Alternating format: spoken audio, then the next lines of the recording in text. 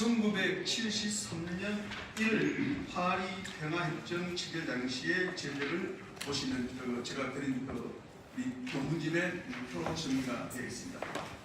이 자유올람의 군대로 미국 군사보안단의 지도, 미국의 물자 지원 등을 해서 상대 군대가 육해공, 해병대, 공수부대 등으로 현재가 아주 체계적으로 갖추면서 발전해왔고 그동안에 많은 전투를 청해서 전력을 정강시켜 왔습니다. 특히 이 지표를 보게 되면은 이 73년 1일 달에 그 파리 평화협정 체결 당시의 전력을 이 올람과 올명의 그렇게 특공의 이 구석을 비교해 보면은 오히려 자유올람의 전력이 제가 볼 때 상당히 책임이 앞선 상태였습니다. 특히 해군력과 공군력은 월등히 우위였고 특히 공군력은 당시 자유올람의 공군력 세계 4위였습니다. 그리고 미군이 철수하면서 당시 화폐로 약 10억 달러 정도의 우수한 장비들을 넘겨주었습니다. 따라서 객관적이라든지 정량적인 평가를 해볼 때 자유올람 군대의 전력이 월명이나 월명 및 베트콩의 전력보다 훨씬 우위에 있다고 설명을 드릴 수가 있습니다. 자, 그런데 왜 이렇게 우수한 전력을 객관적 측면에서 우수한 전력을 가진 자유올람의 군대가 허망하게 무너졌나 그 문제에 대해서 핵심을 제가 지금 말씀드리겠습니다.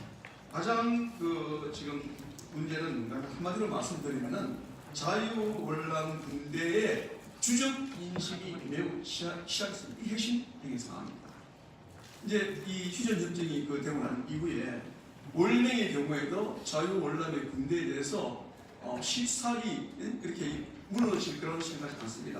이군들이 많은 제가 무기를 주고받고 그동안의 전력을 많은 전투에 경험이 있었기 때문에 그동안에 이 평화협정이 체결된 이후에도 이 남베트남에서는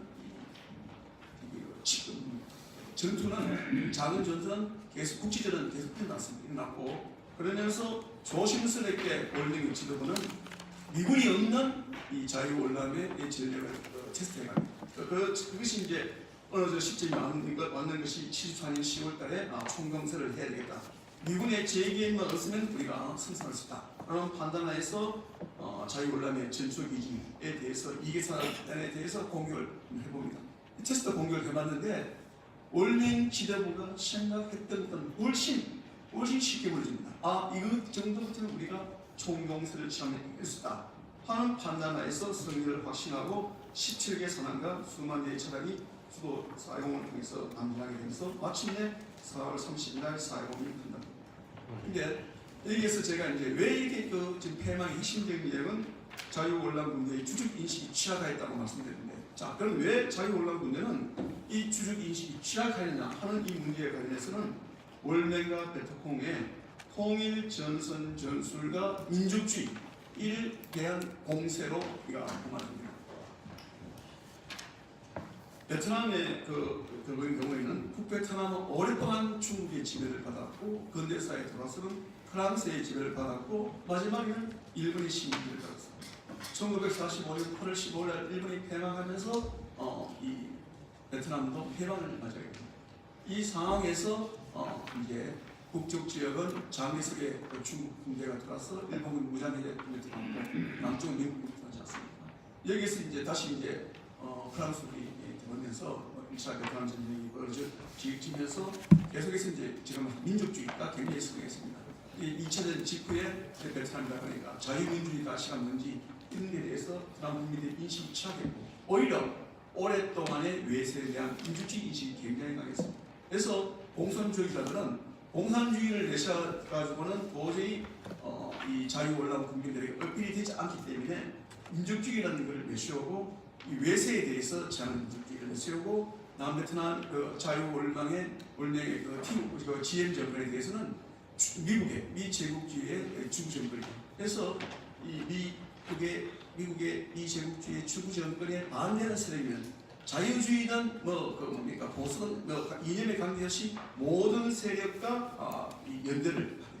위장 연대를 하면서 거기서 나오는 자유 베트남 일단 외형상으로는 자유 베트남 지역 내에서 민족주의 세력이 단체가 결성되는데 이것이 남베트남 민족개발전입니다.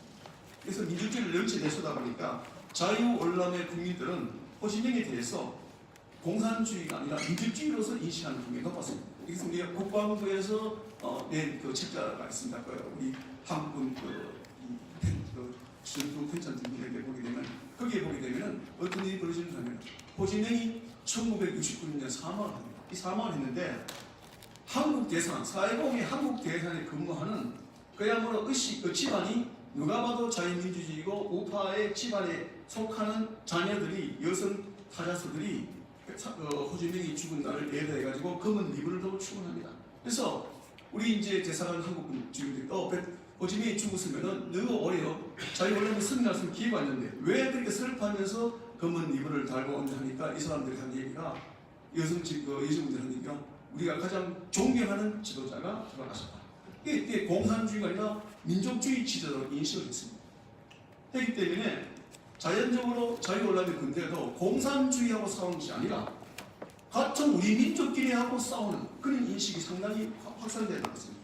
때문에 여기에서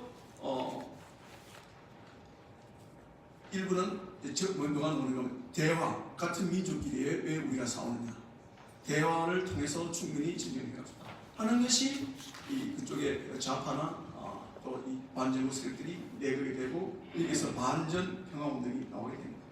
이 반전 이런 그 민족주의 세력에서 확산되고 반전 평화운동이 되는 이런 분위기는 이미 아시다시피 각계각층에 민족주의를 반영한 이 스파이들이 다 구축되고 이런 분위기다 보니까 자연스럽게 자유월남 군대에도 이런 그 외부에 있는 민족주의 물결이 스며들게 되고 우리가 왜 이렇게 적도 아닌 적 같은 민족에서 하는 이런 그 허약한 인식이 시작되면서 군의 정신 전력이 약합니다.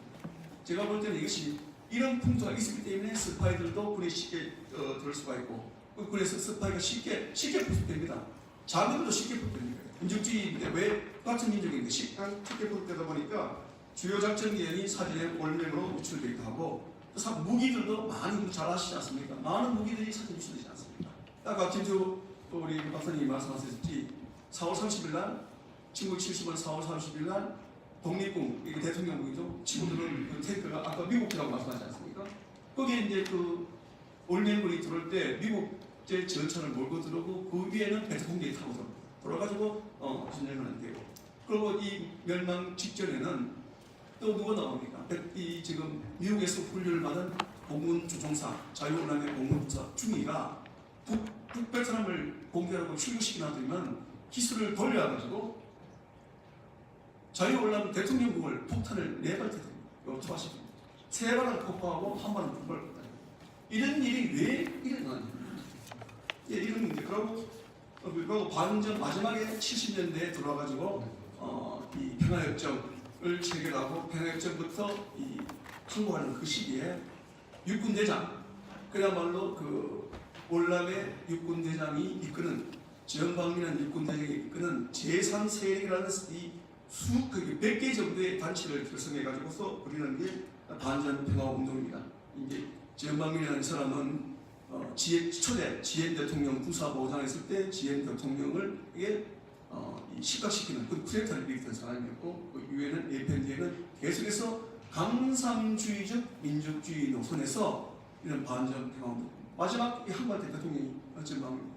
이런 사람들이 반전 평화운동을 계속 이제 이렇게 그런 분위기니까 자연적으로 싸우자는 것이 약해지. 이렇게 볼 때 제가 이 베트남 전쟁에서 자유월남의 군대가 흠하게 무너지는 것은 기본적으로 두 가지 요인입니다. 하나는 하드 부분에 있어서는 미군이 철수해 나가고 미군이 제기획이 없고 또 미군이 철수하다 보니까 많은 무기를 물려줬지만은 미군이 없다 보니까 미국의 원조가 상당히 삭감됩니다. 거기가 삭감되니까 많은 무기는 물려줘 이 무기를 운영할 수 있는 재능이 약해지는 그런 거죠. 그리고 베트남 경제가 미군의 지원이 약하다 보니까 삭감되니까 약해지는 그런 그야말로 국력의 굉장히 약화되는 그런 있고 여기에 어정쩡한 그야말로 강산주의 민족주의에 절에 들어가지고 싸울 그런 의식을 못 가지게 되는 이 부분이 바로 쉽게 무너지는 그런 베트공의 자유월남의 허망함이라고 제가 볼 수 있습니다. 이렇게 볼 때 우리에게 주어진 경우는 제가 볼 때는 우리가 하드 부분도 앞에 말씀 하드 부분도 우리가 이 전방을 해야 되고 그에 못지않게 정신적 특히 북한의 통일 전술가 우리 민족에 대해서 우리가 굉장히 우리가 치밀하게 대응을 해야 돼요. 그래서 저는 이 베트남의 그 전쟁은 기본적으로 그야말로 조그마한 올맹이 그야말로 그 당시 세계의 치강국 미국을 대상으로서 미국을 철수시키고 남베트남을 정복해서 기본적으로 저는 정치전쟁에서 승리했다고 저는 판단합니다. 이상입니다. 예, 우리 배정호 사무처장님 감사드립니다. 말씀하셨는데 민족주의. 제가 최근에 지금 대학에서 학생들을 가르치는데 지난주에 중간 시험을 봤습니다. 아주 쉬운 시험 문제를 하나 냈습니다. 우리나라 정부 수입 건국일은 몇 월 며칠입니까? 30명 중에 17명이 못 썼습니다. 1948년 8월 15일을 모릅니다. 수업 시간에 몇 번 가르치고 동영상으로도 보여주고 그래서 제가 제 딸한테 물어봤습니다. 큰 딸이 지금 뭐 35이 넘었으니까. 그러니까 오빠 그거 당연해요. 왜 그러냐 그랬더니 학교에서 딱 어디까지 배워주냐면 1945년 8월 10월까지만 딱 배워준답니다. 그리고 그 뒤부터는 각자 자습하세요. 그리고 시험 문제 안 내고 수능에서도 시험 범위에서 제외된다. 그러니까 이 근현대사가 전혀 없는 우리 젊은 학생들입니다. 그 문제가 앞으로 우리가 극복해 나가야 될 과제라고 생각하고 오늘 네 분 발제자님들 너무 좋은 발제 우선 감사드린 스스로 박수 한번 보내주시기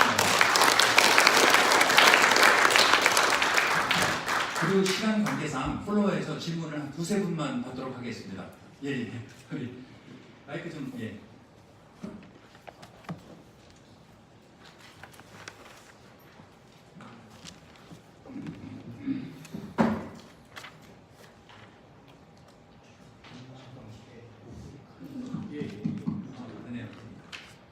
저는 육군 법무관을 역임한 김진섭 예비역입군 소장입니다.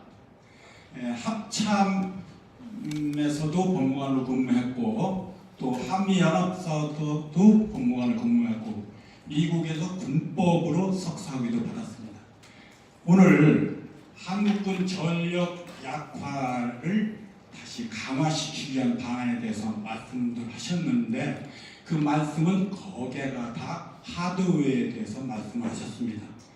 군 기강 확립 차원에서 기강을 이완시키는 사람들에 대해서 어떻게 할 것이냐, 소프트웨어를 강화하는 데에 대해서는 사기 진작책에 대해서 우리 배정호 토론자께서 일부 말씀을 하셨는데 드루킹으로 대통령된 문재인 정권은 영악스럽게도 첫 번째로 언론을 장악하고 두 번째로 수도권을 장악했습니다. 우리법 연구회 소속 김명수 대법원장을 임명하더니 양승태 전 대법원장을 구속시키면서 사법부는 완전히 좌파 세력으로 초토화됐습니다. 그 얘기는 뭐냐면은 권력의 힘은 사법부가 뒷받침해 줄 때 권력이 강화되고 유지되는 겁니다. 군에서의 군의 지휘권도 군사법의 뒷받침 없는 것은 허수아비일지도 모릅니다. 물론 다른 나라 예를 들기도 하지만 우리나라처럼 징병제에서는 강제적인 처벌권이 있어야 징병 대상자들이 거기에 따를 수 있는 겁니다. 자기가 좋아서 오는 군대, 모병제와는 또 다른 양상입니다. 그런데 우리 대한민국은 1960년 이전부터 군법의 제도가 잘 해왔습니다. 그러니까 48년 정부 수립하고 나서 국군 창설과 거의 같은 시기에 국방부에 군사재판제도를 운영하는 조직이 있었습니다. 그러다가 나중에 군법회의가 쭉 오는데 지금 현행 87년도에 헌법이 개정됐을 때도 군사재판제도를 도입해서 헌법 제110조 1항에 보면은 군사재판을 관장하기 위해서 특별법원으로서 군사법원을 둘 수 있다는 조항을 두고 있습니다. 그리고 사항에서는 비상계엄하에서의 단심제 처벌에 관한 조항도 두고 있습니다. 그 얘기는 뭐냐? 국군 조직법이라는 특별법, 일반법에 의해서 군을 운영할 수 있지만 그것을 더 강화시키기 위해서는 사법권인 군사법권도 군사재판권을 군치기관에게 부여해야 그것이 명실상부하게 지휘권 행사할 수 있다는 것입니다. 그런데 지금 잘 알려져 있지 않지만 민주당에서 의원 입법을 해가지고 지금 평시 군사재판제도를 고등군사법원을 일반 법원으로 이관하는 법을 지금 진행하고 있습니다. 그래서 오늘 한국당 의원님도 계시지만 여의도 연구원에서는 그 부분에 대해서 좀 초점을 맞춰서 지금 아직 법일 개정 진행 중이지 개정은 안 된 거로 제가 알고 있습니다. 그래서 군사법원법이 또 바뀌어서 항소심 군사법원이 서울 고등법원으로 간다면은 나 다음에는 또 보통 군법에도 넘어가는 수순이 될 수 있다고 보는 거니까 처음부터 이 군사재판제도에 대해서 관심을 갖고 지금 공교롭게도 민주당에는 육군 법무감 출신 이홍철 의원이 병과장 법무감한 사람이 그걸 앞장서고 있습니다. 그래서 한국당에는 그런 전문성 있는 의원이 안 계신 것 같은데 물론 해군 대장 하셨으니까 군사재판 관할관 하셨으니까 뭐 전문성은 부족하지 않고 충분하다고 했지만 관심은 좀 더 가져주셔서 그 한국군 전력 약화를 강화시키는 오늘 심각성에 대한 토론에 곁들여서 빠진 것 같아서 제가 부연 요구를 드립니다. 이상입니다. 이것은 뭐 특별히 필요 없을 것 같고요. 여의도 연구원에서 나오시는 우리 이윤식 박사님께서 그거를 팔로우업을 좀 해주시면 감사하겠습니다. 다음 또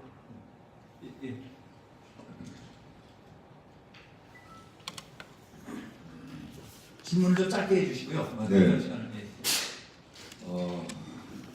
대한민국 수호 예비역 장성단의 운영위원장을 맡고 있는 이석구 예비역 육군소장입니다.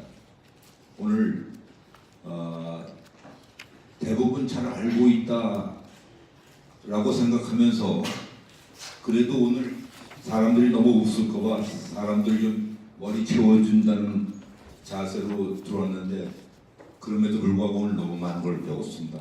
오늘 발제해 주신 분들 정말 너무 좋은 발제를 해주셨다고 생각이 되고 훌륭한 정책 토론회가 됐다고 생각합니다. 감사합니다. 한 가지 제가 이 말씀을 드려야 되는지 좀 심각해서 그래도 한 번쯤은 언젠가 얘기를 해야 되겠다 생각했는데 오늘이 바로 그날이라고 생각해서 한번 말씀드리겠습니다. 먼저 번에 대통령 대선 때 문재인은 어떠한 형태의 전쟁도 반대한다. 그런 자세를 갖고 있었고 또 홍준표 자유한국당의 대표도 뭐 그렇게 강조하지는 않았지만 전쟁은 절대 반대한다.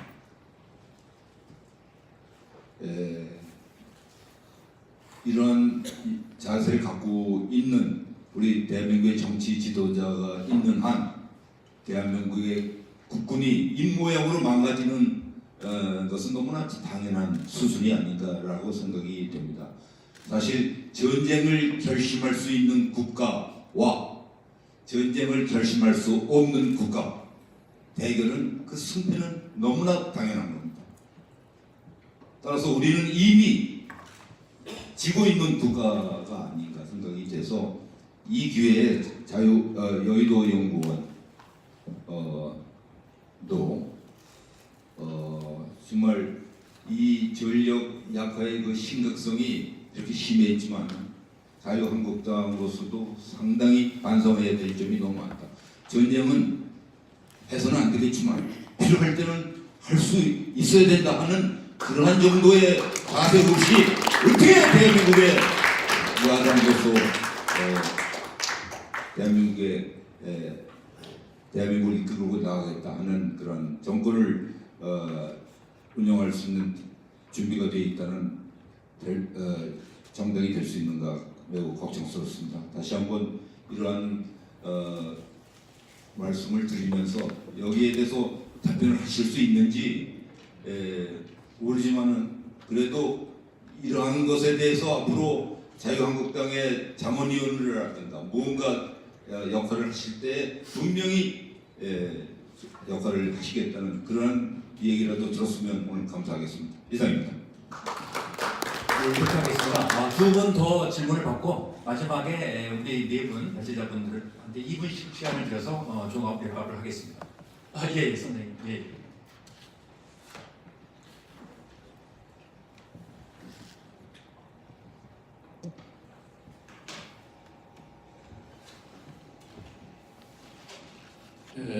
기회를 주셔서 대단히 감사합니다. 그 5분 계시는데 제가 듣기는 저보다는 아주 깊이 있는 전문가이신 것 같습니다. 특히 저 방금 손님은 김태호 박사가 계시는데 대단히 오늘 반갑습니다.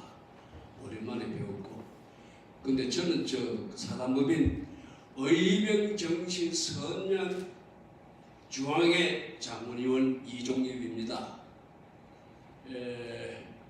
제가 시대 인식과 역사적인 측면에서 들여다봤을 때의 꾼에 대해서는 뭐 공부한 건 없습니다만 좀 들여다봤을 때 오늘의 혼란스러운 이거를 어떻게 봐야 하는가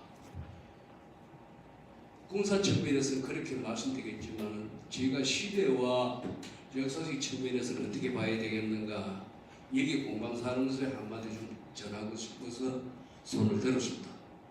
좀 어렵더라도 이해해 주시기 바랍니다.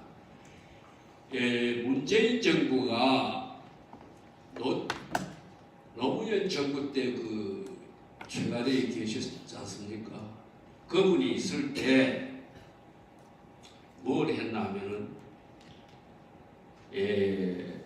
국가의 부정과 부패의 청산위원회에서 조사한 자료가 나와 있습니다. 그 주모자까지 문재인이라고 저는 보고 있습니다. 정계가 제일 많이 부패한 것이 81.8%입니다. 그 다음에 언론계가 65%입니다. 그 다음에 법조계, 교육계가 2%입니다. 그리고 정계계가 1% 정도로의 부패했다고 발표가 나와 있습니다.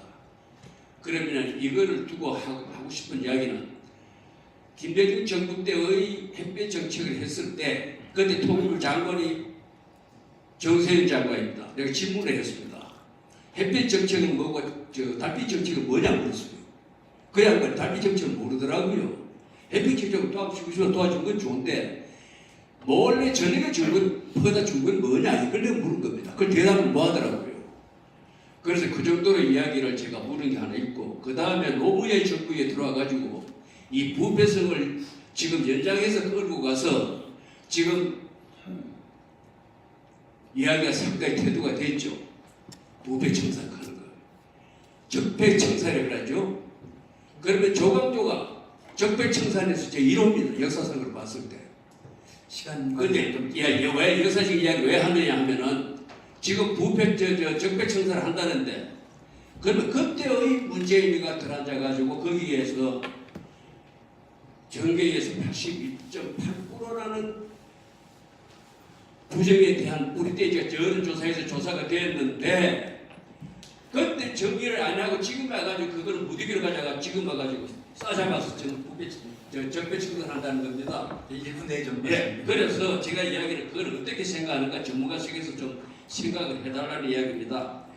그 다음에 이제 딴 건 이야기할 거 없습니다. 제가 뭐 군에 대한 그 전략에 대한 요구한 건 없기 때문에 그 문제만 제가 일단 말씀을 드리고 그래서 이사 임무를 마치겠습니다. 예, 감사합니다. 마지막 한 번만 설명 받겠습니다. 예.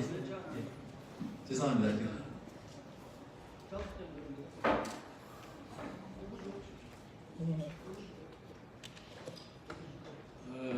월남 폐망대를 바라다보는 월남 탐전했던 그 예비역대입니다.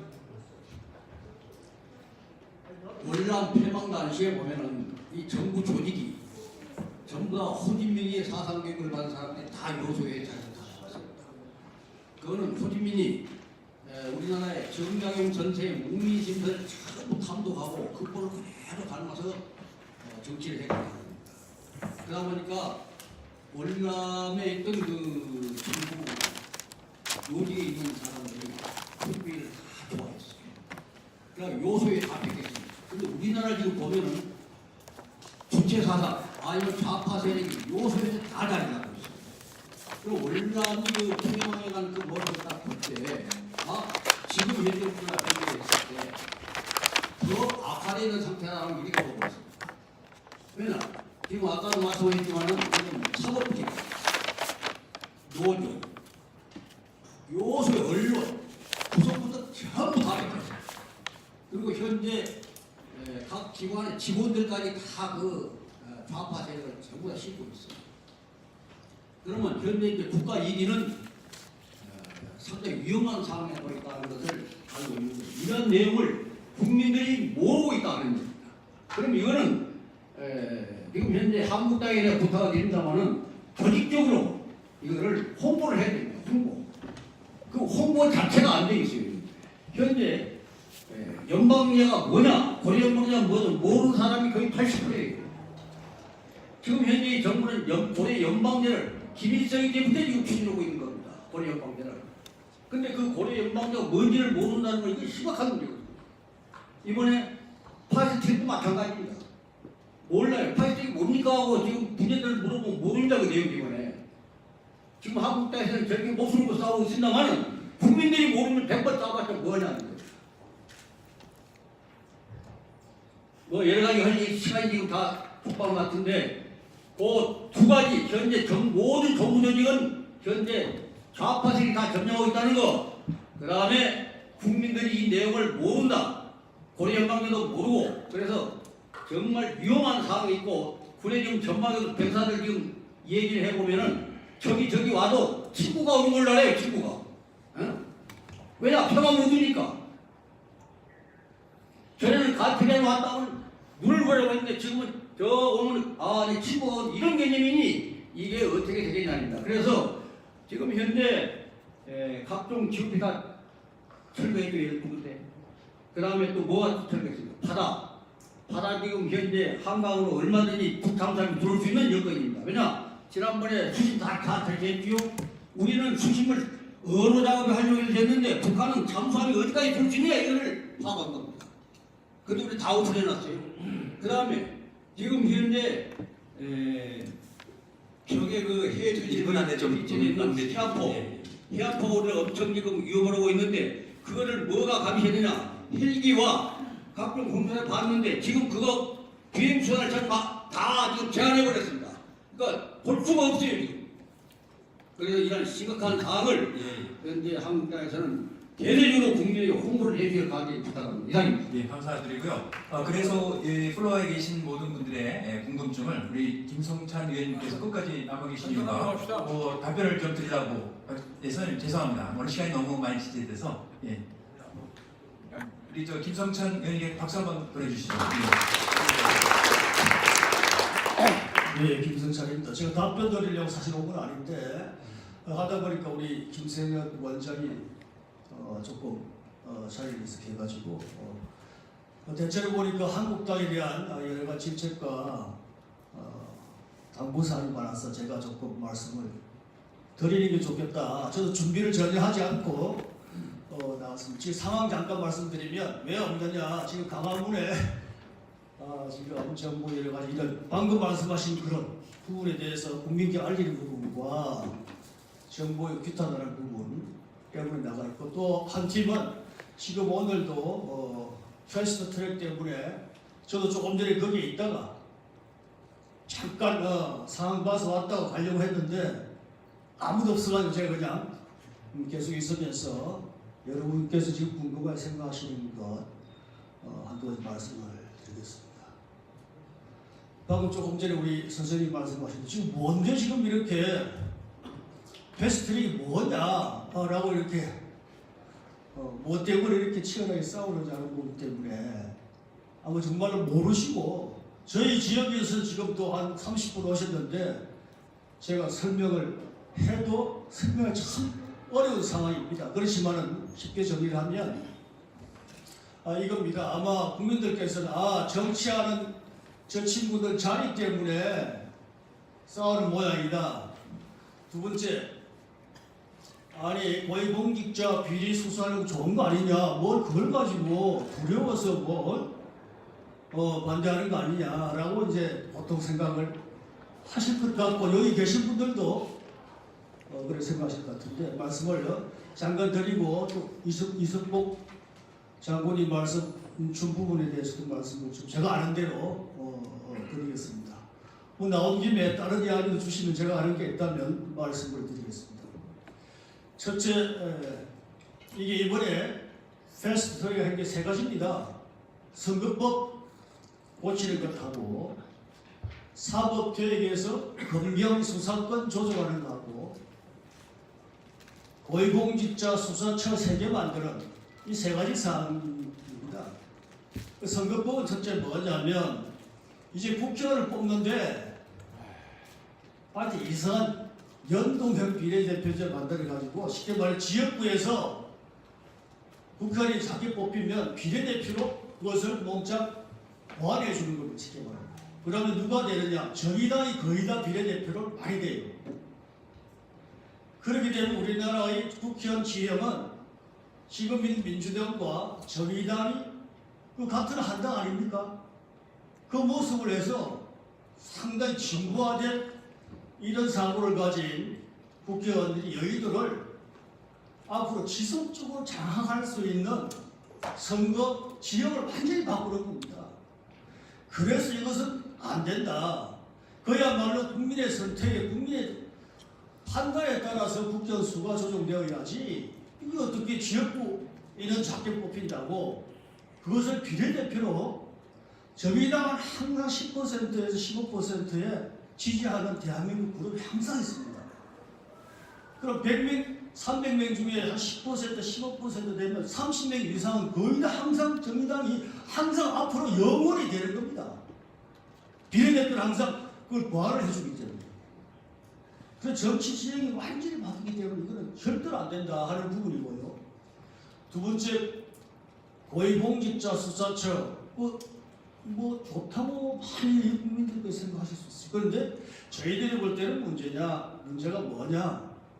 지금 문재인 정부에서 고위공직자 수사처를 만들면 거기다 들어가는 검사, 또 심사위원회 요원들이 거의 다 지금 진보 팀들 다 구성이 돼가지고 그것이 시민단체 지금 모습 비슷하게 국가 권익이 비슷하게 그런 행태에 장악된 이런 계속 지속적으로 주고받으면서 이렇게 되어가기 때문에 이 보수라든지 건강한 자유민주주의 사고를 가진 사람들에 대한 여러 가지 어떤 제한, 통제가 되기 때문에 안 된다. 쉽게 말해서 대통령이 직접 지휘하는 중앙지검을 하나 더 만드는 겁니다. 이 친구들이 그 두 가지가 국회를 장악해서 여러 부분에서 자기들 입맛에 맞는 법을 만들죠. 대통령 직속 흔들 수 있는 중앙지검 같은 수사처를 직접 만들죠. 그럼 뭡니까? 완전히 공포정치, 엔도감시정치 이런 모습도 있기 때문에 안 된다. 검경 수사권 조정 문제는 그것은 이제 보기에 따라서 저희들도 그럴 수도 있을 수 있겠다. 뭐냐면 경찰이 지금은 수사만 하고 기소권은 없습니다. 지금 검찰까지 있거든요. 그래서 이게 검찰의 너무 권력이 크니까 경찰의 일부 생활에 관한 범죄는 기소권도 경찰에 주자. 그건 뭐 좋을 수도 있고 또는 이제 대한민국 국민들께서는 아직 그래도 검찰이 좀 여러 가지 문제는 많고 권력이 독점되어 있지만은 그래도 좀 더 조금 지혜롭지 않겠느냐 라는 또 시각이 있거든요. 그래서 검찰이 문제는 많지만은 그래도 검찰이 기소권을 가지고 잘못된 것을 그때 고쳐나가면서 하는 것이 안 좋겠느냐? 아니다. 경찰은 일부 주자. 이런 부분에 대해서 서로 좀 토의를 할 여백이 있는데 첫 번째, 두 번째는 그것은 정말로 대한민국을 자유 대한민국을 말살시키는 이런 모습을 하기 때문에 저희들이 정말로 이거 극한 투쟁을 지금 하고 있다. 이렇게 지금 말씀을 드리고 싶습니다. 그래서 저희들이 지금 계속 제 복장도 그냥 운동화 신고 전투 복장으로 그냥 이렇게 언제라도 지금 몸싸움 해야 되기 때문에 그렇게 일단 말씀드리고, 그다음 우리 이승복 장군이 말씀하신 그런 부분에 여러분들 이제 말씀하신 부분이 아마 걱정돼서 말씀하시는데, 여기 불러와 계신 분께 뭐 진책하실 일도 아니고, 따지면 죄송합니다만은 저를 포함해서 좀 이런 책임 있는 사람들 욕을 먹어야 될 일이고, 또 작게는 대한민국 국민 전부 다 좀 반성해야 될 일입니다. 이승복 장군이 전쟁을 불사하지 않은 이런 모습, 전쟁을 겁내는 이런 국가 지도자를 누가 뽑았습니까? 우리가 뽑았잖아요. 왜 그런 지도자가 잘못된 지도자를 만들었냐? 대한민국 국민이 만드는 겁니다. 우리 한국당이 못나서도 만드는 겁니다. 지금도 강화문에 많은 시민들이 가 있는데, 과연 문제 있다 하면서 우리 국민들이 그야말로 자발적으로 가신 분은 몇 명 되느냐? 안 오십니다. 저희들이 당원들 불러서 일단 먼저 합니다. 그렇게 해가지고는 실은 이 선배님들 걱정하는 이 목소리가 정부에 또 우리 젊은 아이들한테 전달 안 됩니다. 정말로 같이 나가주셔야 됩니다. 물론 저희들이 욕먹어야 된다는 것은 100% 인정하고요. 저희들 욕만 먹으면 뭐합니까? 이런 거 있잖아요. 제 논리는 우리 아이들이 공부를 못하는데 너 공부만 하라고만 이야기할 거냐? 공부 못하지만 잘 가르치고 같이 또 숙제도 좀 도와주면서 이렇게 해서 그 아이가 공부 잘할 수 있도록 만드는 것도 좋잖아요. 물론 저희들이 잘해가지고 국민들께 모든 부분을 어필받고 설득해서 된다면 좋은데, 우리 국회의원 중에도 부족한 사람 많고 저도 그렇고 완벽할 수 없기 때문에 우리 여기 계신 선배님들 같이 좀 이렇게 이거 이렇게 해라 지체하지 마시고 좀 힘도 좀 보태주시고 좀 지도도 해주시고 그러시면 좋겠다 말씀드립니다. 저희들이 이렇게 하고 있는 부분들 언론들이 너무 외국까지는 아니더라도 편파적으로 다 안 좋은 것만 비추고 이래서 저희들도 참 아주 부담합니다. 여기 5분 계신 분 거의 매주 저희 당이 주최하는 국회 문제, 한미 정상회담 문제, 이거 문제점 그걸 알리려고 하는데 방송 안 나옵니다. 이건 일주일에 2-3번 보는 분들입니다. 국민들께 홍보를 왜 국민들께 안 하냐 그랬었잖아요. 홍보하려고 하는데 안 돼요. 홍보 수단이 뭡니까? 저희들 입이고 방송인데 방송은 지금 그렇게 돼 있고, 저희들 입도 사실은 국회의원들 말했을 때 얼마나 사실 국민들이 사실 믿어주는지 사실 참 저희들이 잘못도 했지만은 보실 건 많지만은, 그래서 어떤 부분에서 저희도 하지만은 여기 계신 우리 선배님, 우리 동료들, 저희 친구도 많고 우리 김태현 제가 모셨던 장관님도 계시고 여러분들께서도 좀 이렇게 좀 서로 좀 보태가지고 해주시길 부탁드리겠습니다. 저희들 정말로 이제 열심히 하는데 부족해서 잘 못하는 거 있습니다만은 정말 열심히 하고 있으니까 못하는 거 있으면 항상 말씀해 주시고 저희들 고치 나가겠다 하는 말씀을 드립니다. 이상입니다. 혹시 뭐 다른 궁금하신 것 있으시면 감사합니다. 네네네. 연구원도 계시고 해서 앞으로 정책에 반영을 줬으면 하는 그런 문제인데, 네네. 저는 교육을 하고 산 사람입니다. 네네. 근간에 중앙정부가 돌아가는 그런 문제도 있지만 지방자치에서의 문제, 또 지방 괜찮습니까? 예. 지방의 교육 문제, 말하자면 시도지사 교육감 선출, 이 문제에 대해서 한 가지만 좀 말씀을 드리겠습니다. 걱정에 대해서. 잘 아시겠지만 시도지사 교육감 선출을 하게 되면 저쪽 사람들은 전부 똘똘 뭉쳐가지고 전교도에서 한 사람을 추천을 해가지고 나오는데 이 보수 세력들은 2명, 3명이 죽어라고 끝까지 선거에 임해가지고 전부 표를 분산해가지고 지금 현재 그렇지 않습니까? 알겠습니다. 시도지사